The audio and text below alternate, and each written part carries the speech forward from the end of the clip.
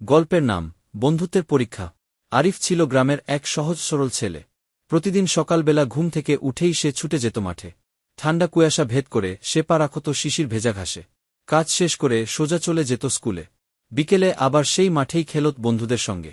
তার নানা বাড়ি ছিল একদম পাশেই, বাড়ি থেকে দাঁড়িয়ে চোখ মেললেই দেখা যেত। দৌড় দিলে 1 মিনিটেই পৌঁছে যাওয়া যায়। ছোটবেলা থেকেই আরিফ তার নানা নানির কাছেই মানুষ হয়েছে। তারা আরিফকে ভীষণ ভালোবাসতেন, তাদের আদরের একমাত্র নাতি। আরিফ এখন ক্লাস 2তে পড়ে। স্কুলটাও খুব বেশি দূরে নয়। একদিন ক্লাস চলার সময় হঠাৎ তার পেট ব্যথা শুরু হয়। সে চুপচাপ শিক্ষককে জানিয়ে চলে যায় বাথরুমে। বাথরুমে গিয়েই আরিফ বুঝতে পারে সমস্যা বড় হয়েছে। তার পাতলা পায়খানা হয়েছে, আর সে নিজেই ভালোভাবে পরিষ্কার হতে পারছে না। একা, ছোট ছেলে, আর তাড়াহুড়োর মধ্যেই সময় লেগে যায় অনেকটা।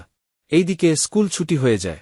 কে যেন বাইরে থেকে বাথরুমের দরজা বন্ধ করে দিয়ে চলে যায়, হয়তো ভেবেছে ভেতরে কেউ নেই। আরিফ তখন দারুণ ভয় পেয়ে যায়। দরজায় ধাক্কা দেয়, কাঁদতে কাঁদতে ডাকতে থাকে, বাঁচাও, কেউ আছো। বুঝতে পারে সে এখনো ময়লায় মাখা অবস্থায় বাথরুমে আটকে আছে। তার চোখে জল চলে আসে। মনে হয় সে আজ বাড়ি ফিরতে পারবে না। কেমন যেন সিনেমার মতো সবকিছু মনে হতে থাকে তার কাছে। গভীর ভয় আর একাকিত্বে ভরা এক মুহূর্ত।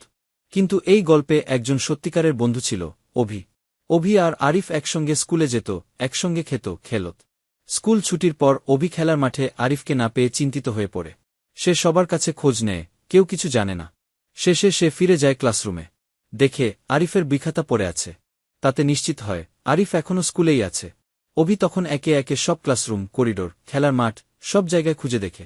তবুও আরিফকে পায় না। শেষমেশ তার মনে পড়ে, বাথরুম দেখিনি তো।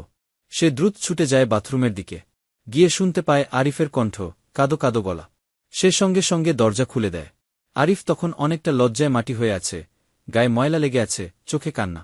কিন্তু অভি কোনো প্রশ্ন করে না, হাসে না, কেবল চুপচাপ তার জামা খুলে দেয়, পানির বোতলে তাকে একটু পরিষ্কার করায়, তারপর বলে, চলো, নানুর বাড়ি নিয়ে যাই। কিছু হবে না, আমি আছি। আরিফ কিছু বলতে পারে না, শুধু কাঁদতে কাঁদতে অভিকে জড়িয়ে ধরে। শেষ কথা। সেই দিনটা ছিল আরিফের জীবনের একটা ভয়াবহ অভিজ্ঞতা, কিন্তু সেই দিনই সে শিখেছিল, সত্যিকারের বন্ধুরা শুধু খেলায় নয়, বিপদের সময়ও পাশে থাকে। আর অভি ছিল তেমনই এক বন্ধু।